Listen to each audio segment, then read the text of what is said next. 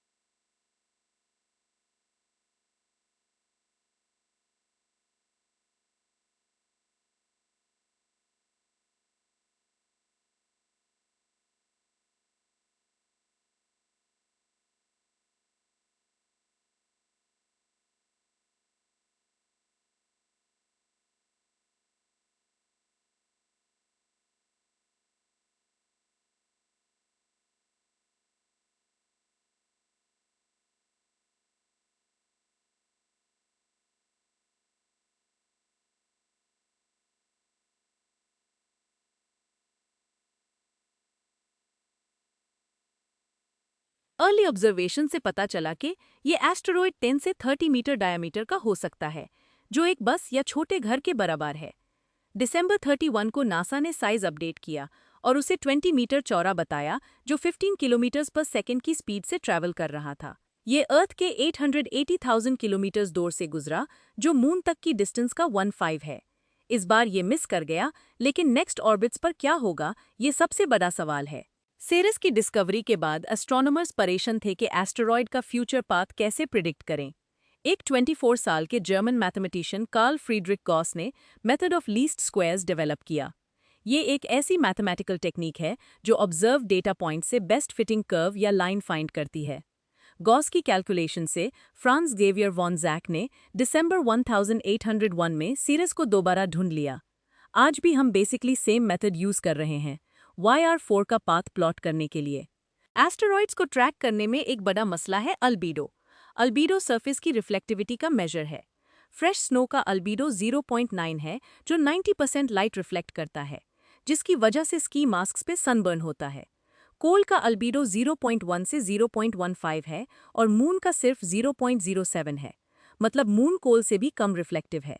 YR4 का estimated अल्बीडो 0.05 है, जो बहुत डार्क है और इसको डिटेक्ट करना नियरली इम्पॉसिबल बनाता है, चूंकि ये ऑलमोस्ट फुटबॉल फील्ड के साइज का है, लेकिन डार्क स्काई में दिखता नहीं। कुछ दिनों पहले YR4 के इम्पैक्ट की प्रोबेबिलिटी 1% से 2% और अब 2.3% या 1 in 42 चांस हो गई है। ये सुनने में इतना बुरा नहीं लगता, लेकिन क्या आप 1 in 42 चांस वाला प्लेन में बैठेंगे?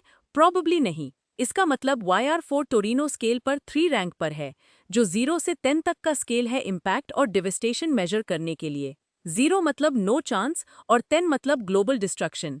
YR4 का रेटिंग एस्टेरॉयड डिटेक्शन की हिस्ट्री में सेकंड हाईएस्ट है, सिर्फ 2004 के अपोफिस से नीचे।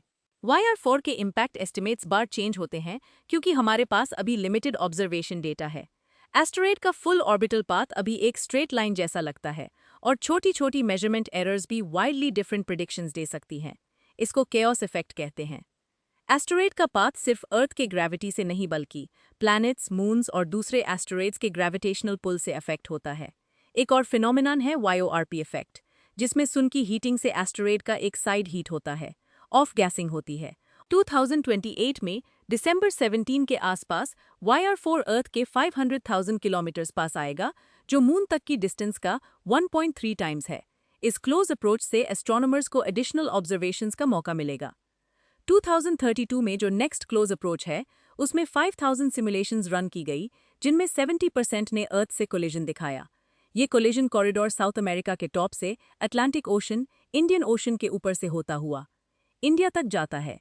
70% प्लैनेट वाटर है और सिर्फ 3% सिटीज हैं। वर्स्ट केस सिनारियो में अगर YR4 एटमॉस्फेयर में एंटर करे तो 8 मेगाटन्स एनर्जी रिलीज हो सकती है, जो हिरोशिमा बॉम्ब से 500 टाइम्स ज़्यादा है। एक medium size city like Colombia में इम्पैक्ट हो तो 3 किलोमीटर रेडियस में फायरबॉल सब कुछ वेपराइज कर देगा और 26 किलोमीटर रेडियस में 3rd डिग्री बर्न्स होंगे। 2 मिलियन से ज़्यादा फेटैलिटीज हो सकती हैं। अगर मुंबई जैसी हेविली पॉपुलेटेड सिटी हिट हो तो कैजुअलिटीज 6 मिलियन तक जा सकती हैं, सिर्फ एक बिग बेन से थोड़ा बड़ा ऑब्जेक्ट। हॉलीवुड ने हमें सिखाया है कि एस्टेरॉयड के पास न्यूक्लियर डिवाइस डेटोनेट करना प्लैनेटरी डिफेंस का गो टू मेथड है। लेकिन स्पेस में एयर नहीं है तो ट्रेडिशनल शॉक वेव नहीं बनती, सिर्फ रेडिएशन और हाई एनर्जी पार्टिकल्स हैं। न्यूक्लियर अब्लेशन मेथड में सरफेस मटेरियल वेपराइज होता है और न्यूटन्स थर्ड लॉ से एस्टेरॉयड का पाथ चेंज होता है। लेजर अब्लेशन भी सिमिलर काम करता है, लेकिन अभी थियोरेटिकल है।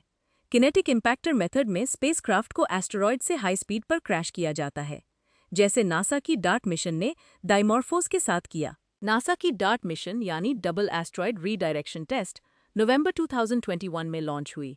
डाइमॉर्फोस जो डिडिमोस का मूनलेट है, उसने डिडिमोस का एक ऑर्बिट 11 आवर्स और 55 मिनट्स में कंप्लीट करता था। सितंबर 26, 2022 को डार्ट 6.6 किलोमीटर पर सेकंड की स्पीड से स्ट्राइक किया और पोस्ट इम्पैक्ट मेजरमेंट्स ने कंफर्म किया कि ऑर्बिट 32 मिनट्स कम हो गया। ये प्रूफ था कि किनेटिक इम्पैक्टर रबल पाइल एस्ट्रॉयड्स को भी डिफ्लेक्ट कर सकता है।